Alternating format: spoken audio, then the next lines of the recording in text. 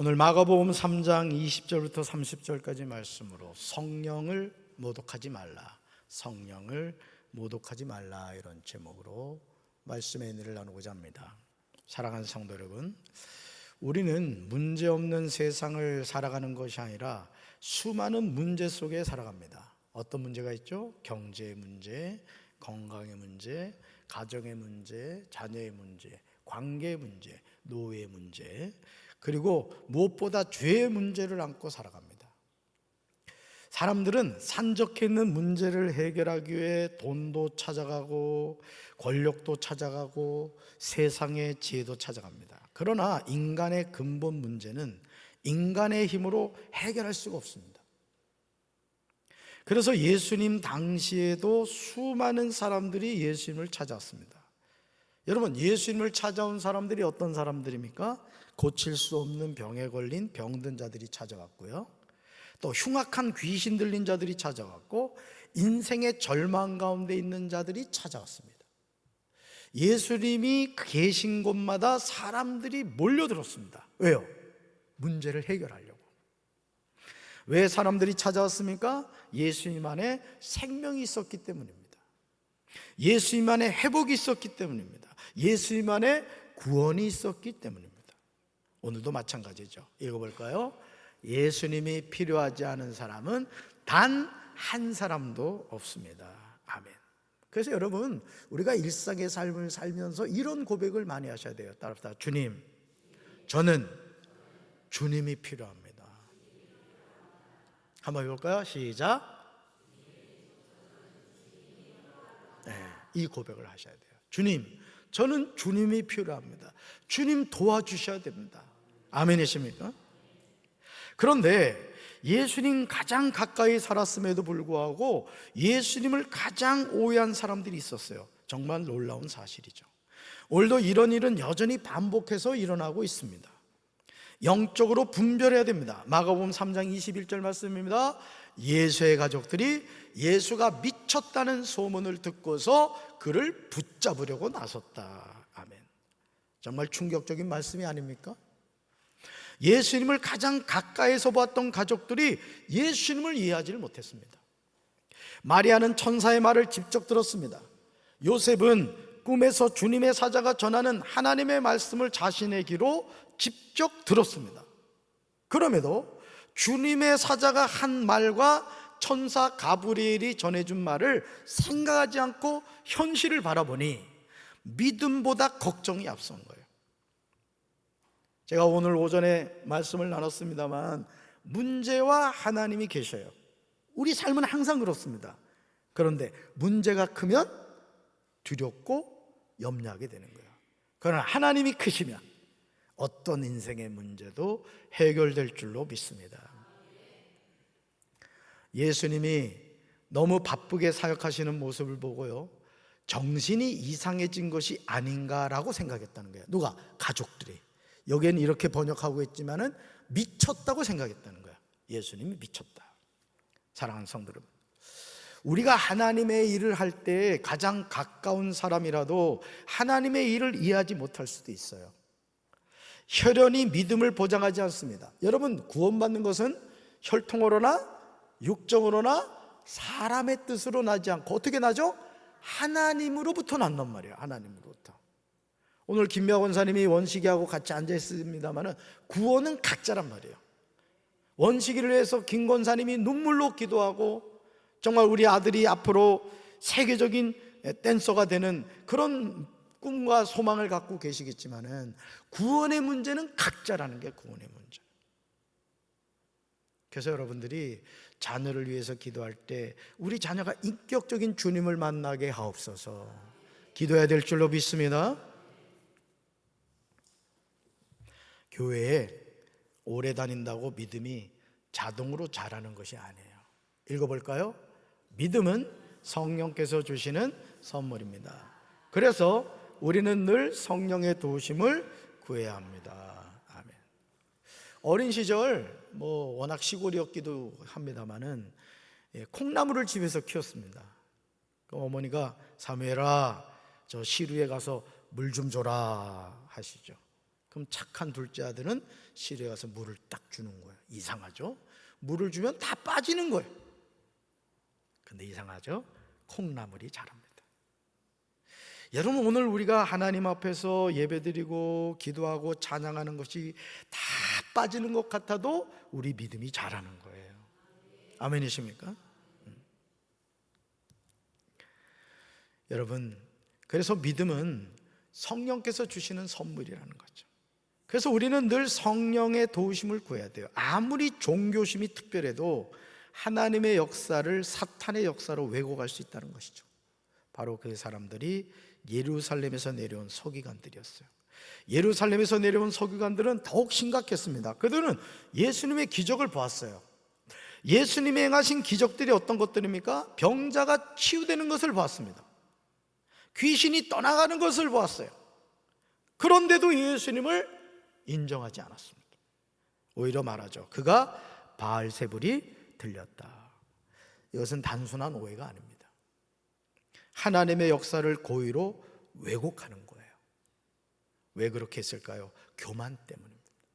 시기 때문에. 자기들의 종교적 권위가 무너질까 두려웠기 때문입니다.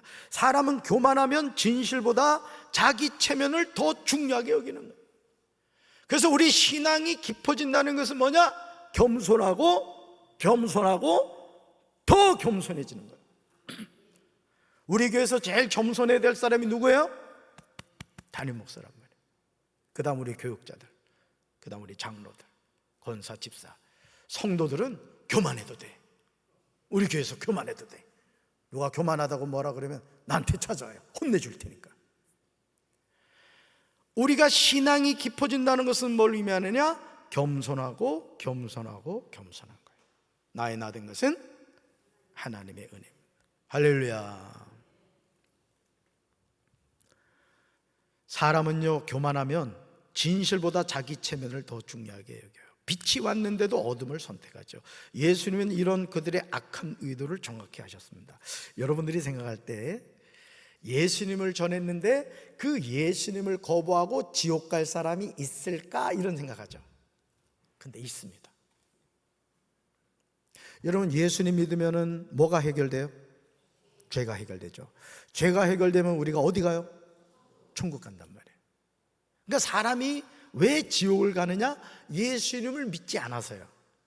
뭐가 해결되지 않아요? 예수님 안 믿으면 죄가 해결되지 않아서 그래요. 그런데 여러분들이 주변에 있는 분들에게 아무개 엄마 예수님 믿으세요 하면은 아멘 할렐루야 이런 사람 봤어요? 못 봤어요? 거의 없어요. 때로는 준비된 영혼들인 경우에는 그 복음을 듣고 반응을 합니다. 그래, 다음 주부터 교회 갈게. 하나님의 특별한 택함을 받은 사람이죠. 여러분, 예수님은 사탄보다 더 강하신 분인 줄로 믿습니다. 예수님은 말씀하십니다. 읽어볼까요? 사탄이 어찌 사탄을 쫓아낼 수 있느냐. 이것은 너무나 상식적인 말씀이죠. 한 나라가 분열하게 되면 망합니다. 한 가정이 분열하게 되면 무너져요. 한 교회가 분열하게 되면 힘을 잃습니다. 이것은 만고불변의 진리예요. 그래서 교회는 항상 성령 안에서 하나 돼야 되는 거예요. 담임 목사를 중심으로 모든 성도들이 한 지체가 되어 같은 것을 바라보며 같은 말을 하고 같은 생각을 하며 하나님의 역사를 써가야 된단 말이에요. 아멘이십니까? 사탄도 마찬가지예요. 사탄이 자기 부하를 쫓아낸다면 자기 왕국을 무너뜨리는 것이죠. 읽어볼까요? 예수님은 사탄의 편이 아니라 사탄의 대적자이십니다. 자, 보지 말고 옆에 있는 사람에게 해봐요. 시작. 와, 똑똑하네요. 내가 보나 안 보나 봤더니 두 사람이 살짝 옆으로 보는 걸 내가 봤어. 마가복음 3장 27절에서 예수님은 자신을 강한 자보다 더 강한 분으로 소개하십니다. 사탄은 강한 자예요. 그렇죠. 너무너무 강해요. 그러나 예수님은 사탄보다 더 강하신 분인 줄로 믿습니다. 사탄은 사람을 묶습니다. 그러나 예수님은 자유롭게 하시죠. 사탄은 사람들에게 절망을 줍니다. 그러나 예수님은 소망을 주십니다. 사탄은 사람들을 죽음으로 이끌죠. 그러나 예수님은 생명으로 인도하십니다. 읽어볼까요? 십자가와 부활한 예수님이 사탄을 완전히 패배시키신 결정적 승리입니다. 아멘. 마가복음 3장 20절부터 30절에 나오는 내용을 읽게 되면 많은 사람이 29절에 나오는 내용만을 기억하죠. 그러나 예수님은 먼저 28절을 말씀하셨어요. 읽어볼까요? 사람이 어떤 죄를 짓든지 어떤 비방의 말을 하든지 그것은 모두 용서받을 수 있다. 어떤 죄를 짓든지 어떤 비방의 말을 하든지 그것은 모두 용서받을 수 있다는 거예요. 그러니까 용서받지 못할 죄가 있다 없다? 없다라는 거예요. 아멘이십니까? 얼마나 놀라운 은혜입니까? 살인자도 용서받을 수 있습니다. 간음한 자도 용서받을 수 있어요. 도둑질한 자도 용서받을 수 있어요. 예수님을 3번이나 부인한 베드로도 용서받았어요. 교회를 핍박했던 사도 바울도 용서받았어요. 예수님과 같이 십자가에 못 박혔던 우평강도도 용서받았습니다. 왜 그렇습니까? 예수님의 십자가가 모든 죄보다 크기 때문인 줄로 믿습니다. 우리 죄가 아무리 크다 하더라도 하나님의 은혜는 더 큽니다. 우리의 실패가 아무리 많아도 예수님의 사랑은 더 큰 줄로 믿습니다. 우리의 상처가 아무리 깊어도 하나님의 긍휼은 더 깊은 줄로 믿습니다. 그렇다면 성령을 모독하는 죄란 무엇일까요? 성령 해방죄는 무엇일까요? 마가복음 3장 29절에서 예수님은 이 질문에 분명히 말씀하십니다. 서기관들은 성령께서 행하신 일을 보고도 그것을 사탄의 역사라고 말했습니다. 예루살렘에서 내려온 서기관들은 몰라서 그런 것이 아닙니다. 알면서도 거부했던 거예요. 빛을 보고서도 어둠이라고 했어요. 진리를 알고도 거짓이라고 했습니다. 읽어볼까요? 성령 해방죄의 핵심은 회개를 끝까지 거부하는 완고한 마음입니다. 한 번 더요. 성령 해방죄의 핵심은 회개를 끝까지 거부하는 완고한 마음입니다. 아멘. 성령 해방죄를 짓는 것은 다른 것이 아닙니다. 성령께서 죄를 깨닫게 하시는데도 죄를 회개할 기회를 거부하는 거예요. 그래서 이 세상에서 제일 용서받지 못할 죄가 뭐예요? 내가 여러 번 얘기했는데 눈만 껌뻑거리시네. 여러분, 이 세상에서 제일 용서받지 못할 죄가 예수님을 믿지 않는 겁니다. 왜죠? 예수님을 믿어야 뭐가 해결돼요? 죄가 해결되잖아요. 근데 예수님을 믿지 않으면 뭐가 해결되잖아요. 그래서 죄의 값은 사망, 그리고 지옥 가는 거예요. 그러니까 여러분, 오늘 우리가 맛집이라고 해도 친구들한테 소개한단 말이에요. 야, 부여에 어디 가니까 이런 맛집 있더라. 너도 한번 가봐. 야, 그 근처에 카페도 있어. 커피도 한 잔 먹고 와. 썩어질 육신을 위한 음식도 자랑하는데 영원한 생명의 양식이 되는 예수님을 전하지 않는다는 것은 어떻게 보면 직무유기를 하는 것이죠. 성령께서 회개하라고 말씀하시는데도 거부해요. 성령께서 예수님께 나오라고 부르시는데도 그 부르심을 거부합니다. 그렇게 계속 거부하면 결국 회개의 기회를 스스로 닫아버리게 되는 거예요. 그래서 우리가 신앙생활 하면서 악은 모양이라도 본받지 말아야 됩니다. 그리고 분노를 품고 잠들지 말라고 성경은 말해요. 예를 들어 부부싸움을 한단 말이에요. 이제 훈이가 이제 장가가면 이제 분명히 싸울 거야, 담배하고. 예언하는 거야, 목사님이. 그러면은 그 분노를 품고 잠자리 들지 말라는 거예요. 무조건 싸우면 훈이가 잘못했습니다 해야 돼, 남자가. 알았지? 아멘 해야지. 담배 아멘 했다. 왜 분노를 품고 잠들지 말라고 하는지 아세요? 마귀가 틈타기 때문에 그래요. 분노를 품고 잠들 때. 여러분, 오늘날의 성령 해방죄는 무엇일까요? 정말 안타까운 사실은요, 성령 해방죄는 오늘날에도 여전히 있다는 거예요. 오늘 교회를 다니는 많은 사람이요, 하나님의 역사를 보고도 비난합니다. 제가 여러 번 말씀드린 것 같은데, 제가 31년 목회를 해보니까요, 뭘 깨닫게 되었냐면 목회자는 온전한 사람이 아니다, 이걸 깨닫게 되었어요.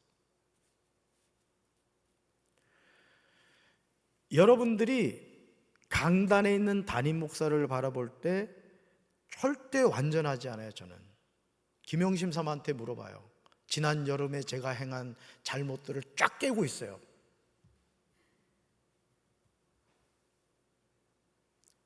그렇기 때문에 여러분이 신앙생활을 할 때 절대 담임 목사를 주의 종으로 당연히 받아주셔야 되겠지만, 어떤 실수나 연약함이 있을 때, 우리 교육자들도 마찬가지예요. 아, 사람이구나, 저분도 연약함이 있구나, 이렇게 이해를 하셔야 됩니다. 어째 아멘이 없어? 해보자는 얘기야 지금? 그렇게 받아주셔야 되는 거예요.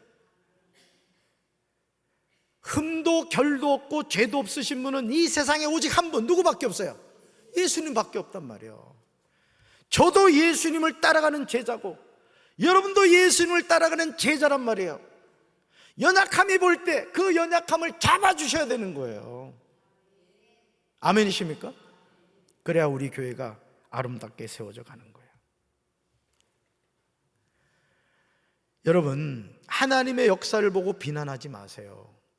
오늘 많은 경우에 저도 안타깝습니다. 유튜브나 이런 방송에 규모 있는 대형교회 목사님들의 어떤 불륜에 대한 것, 또 재정 비리에 대한 것, 수많은 말들이 나와요. PD 수첩 비롯해서.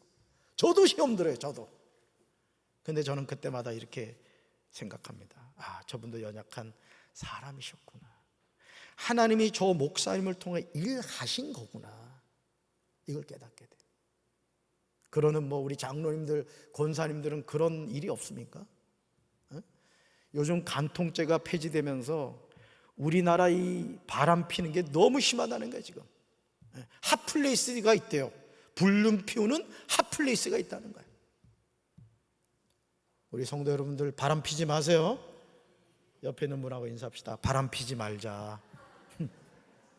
성령의 바람은 피우자.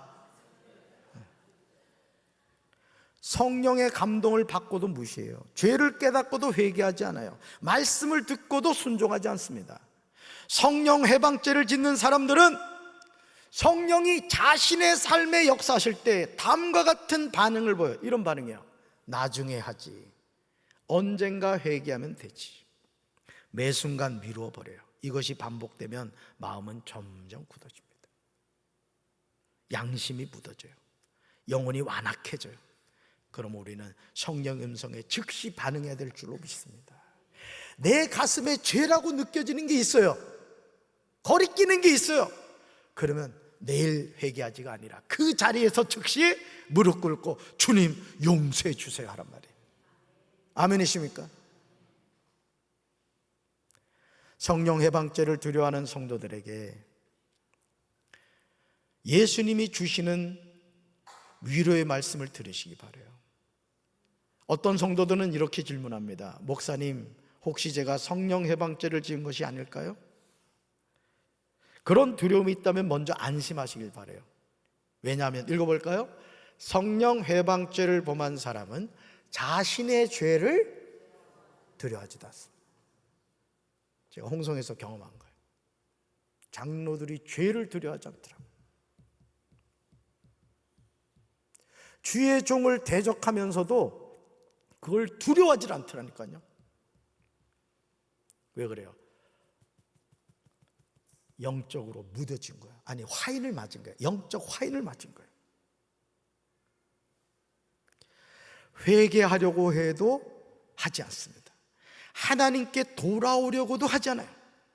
지금 하나님 앞에서 눈물 흘리며 회개하고 싶고 예수님을 더 사랑하고 싶고 하나님의 은혜를 구하고 있다면 그 마음 자체가 성령님께서 여러분 안에 역사하고 계신 증거인 줄로 믿습니다. 그래서 예수님을 우리가 믿으면 성령님이 우리 마음속에 회개의 영을 부어주신단 말이에요. 회개의 영을. 자꾸 주님을 찾고 싶고 예배를 드리고 싶고 기도하고 싶고 찬양하고 싶고 그 마음에 그런 감동이 자꾸 생기는 거예요. 그러므로 낙심하지 마시고 주님께로 돌아오기만 하면 돼요. 염치가 없어서 이런 말 하지 말아요. 깨닫게 하시면 주님, 제가 죄인입니다. 저를 받아주십시오. 아멘이십니까? 사랑하는 성도 여러분, 마가복음 3장 20절부터 30절에서 예수님은 우리에게 두 가지를 동시에 보여주고 계세요. 하나는 심판의 경고예요. 심판의 경고. 다른 하나는 구원의 은혜입니다. 예수님은 모든 죄인을 부르십니다. 모든 죄인을 용서하십니다. 모든 상처 입은 자를 품으시는 줄로 믿습니다. 의인이 아니라 죄인을 부르신단 말이에요. 그러므로 이제 저와 여러분을 향한 성령의 따스한 음성을 거부하지 마시기 바라요. 성령의 감동을 무시하지 마시길 바랍니다. 읽어볼까요? 회개할 기회가 있을 때 회개하십시오. 순종할 기회가 있을 때 순종하십시오. 회개할 기회가 있을 때 뭐 하라고요? 회개하고, 순종할 기회가 있을 때 순종하라는 거예요. 예수님께 나오시기 바라요. 예수님은 오늘도 우리를 기다리고 계세요. 성령께서 지금도 말씀하고 계십니다. 읽어볼까요? 내게로 오라. 내가 너를 용서하겠다. 내가 너를 회복시키겠다. 내가 너를 새롭게 하겠다. 아멘. 중요한 것은 오라는 음성에 순종하는 거예요. 그러므로 성령님은 오늘도 역사하시는 줄로 믿습니다. 성령님은 오늘도 말씀하시는 줄로 믿습니다. 예배 가운데 말씀하십니다. 기도 가운데 말씀하십니다. 우리 양심을 통해 말씀하십니다. 말씀을 들을 때요, 이런 감동을 주시죠. 읽어볼까요? 이 말씀은 내 이야기구나. 이 말씀은 누구 이야기라고요? 김새는 김집사 들어야 되는데, 바가지는 박집사가 들어야 되는데 그게 아니라는 거예요. 내가 들어야 될 말씀이라는 것이죠. 성령님은 우리의 죄를 깨닫게 하시는 줄로 믿습니다. 우리가 자신의 죄를 회개하게 하시는 줄로 믿습니다. 우리가 예수님께 나아가게 하시는 줄로 믿습니다. 보혜사 성령님은요, 우리를 정죄하기 위해 오신 분이 아니에요. 예수님께 인도하기 위해서 오신 분이에요. 그래서 성령이 함께 하시면 그 성령님은 우리를 예수님께로 인도해 가는 거예요. 너는 하나님의 자녀야. 너는 이렇게 살 사람이 아니야. 나만 바라봐. 내가 책임질게. 아멘이십니까? 그러므로 이 세상에서 가장 큰 기적은 허물과 죄로 죽었던 죄인이 복음으로 변화되는 것입니다. 병이 낫는 것도 기적입니다. 사업이 회복되는 것도 기적입니다. 문제가 해결되는 것도 기적입니다. 읽어볼까요?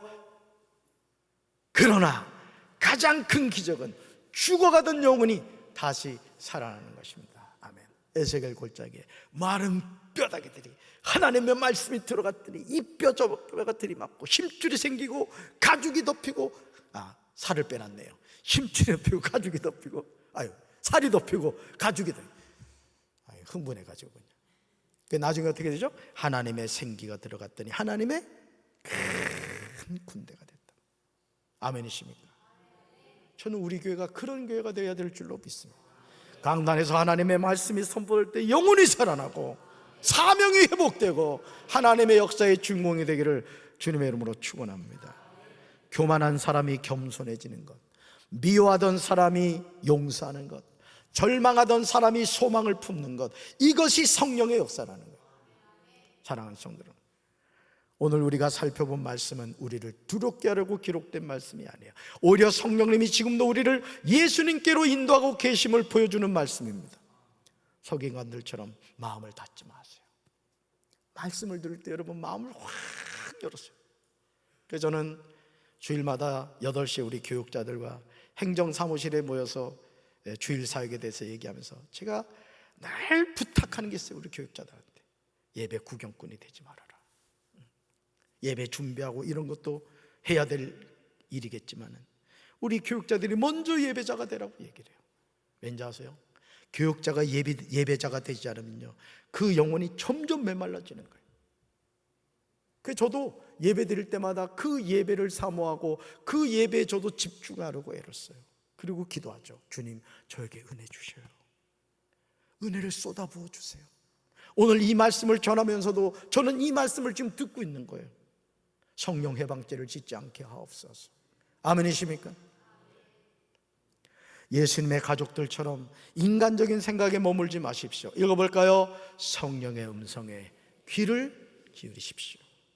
성령님이 말씀하실 때 즉시 순종하시기 바랍니다. 읽어볼까요? 성령님이 회개하라고 하시면 회개하십시오. 용서하라고 하시면 용서하십시오. 섬기라고 하시면 섬기십시오. 아멘. 그때 우리의 삶 가운데 하나님의 놀라운 은혜가 날마다 나타나게 될 줄로 믿습니다. 성령님은 우리를 정죄하기 위해 찾아오신 것이 아닙니다. 십자가의 은혜로 인도하기 위해서 찾아오신 줄로 믿습니다. 그러므로 이제 두려움이 아니라 믿음으로, 정죄가 아니라 은혜로, 절망이 아니라 소망으로 주님 앞에 나가야 될 줄로 믿습니다.